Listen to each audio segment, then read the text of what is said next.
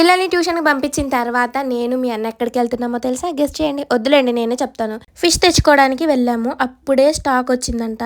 Load దించారంట. ఇంక మేము వెళ్ళాము. ఒక చేప అయితే తీసుకున్నాము. అదొచ్చి 240 పడింది. సో, మొత్తానికి చాలా బావుందబ్బా! అంటే ఫిషెస్ తింటే కంటికి మంచిదంటారు కదా! సో, ఎందుకో కామెంట్ సెక్షన్‌లో షేర్ చేయండి. నాకు తెలుసు మీకు తెలీదా? లేదా? అని ఒక చిన్న టెస్ట్ అనమాట మీకు. అలాగే నాకు కామెంట్ కూడా చేసిన వాళ్ళు అవుతారు కదా!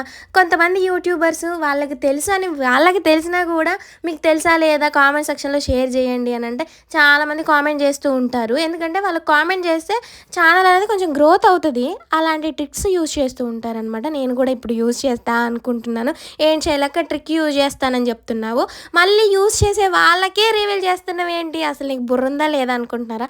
ఏదో అండి నేనంతా ఓపెన్ టాప్ అనమాట. ఏది చేసినా చెప్పేసుకుంటాను. నేను ఒకటి దాసిపెట్టుకొని మనసులో ఒకటి బయట ఒకటి అట్లా ఉండను. అలాగే సూపర్ మార్కెట్‌కి వెళ్ళొచ్చాము. నేను యూజ్ చేసే నైల్ షాంపూ ఎక్కడ దొరకదు. ఉంటే ఆన్‌లైన్‌లో లేకపోతే సూపర్ మార్కెట్‌లో. ఇంక తీసుకొనొచ్చిన తర్వాత ఇంక నేను చేపలకైతే మ్యారినేట్ చేసి ఫ్రై చేస్తున్నాను. తవా ఫ్రై అంటే నాకు చాలా ఇష్టం. అందులో ఒకటి చేపల ఫ్రై అంటే ఇంకా ఇష్టం. ఆయిల్ అయితే తక్కువగా వేశాను. ఎందుకంటే నేను డైట్ చేస్తున్నాను కదా!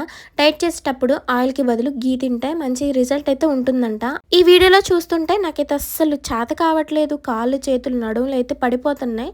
సో, ఇంకా ఓపిక తెచ్చుకొని మరి ఇంక నేను చేయకపోతే ఎవరు చేస్తారు చెప్పండి. అందుకే ఓపిక ఉన్నా లేకపోయినా ఇంకా చేయాల్సొచ్చింది. చేసి పడుకునేసరికి నేను అలా మంచం మీద ఇలా పడుకొని పోయాను. ఇంక నేను కోమాలోకి వెళ్ళిపోయాను. అంత నిద్ర వచ్చేసింది. అలాగే రేపు ఇడ్లీలోకి చట్నీ కూడా ప్రిపేర్ చేస్తున్నా పల్లీ చట్నీ. సో, మీరు మాత్రం వీడియోకి అయితే స్కిప్ చేయకుండా లైక్ చేసేయండి.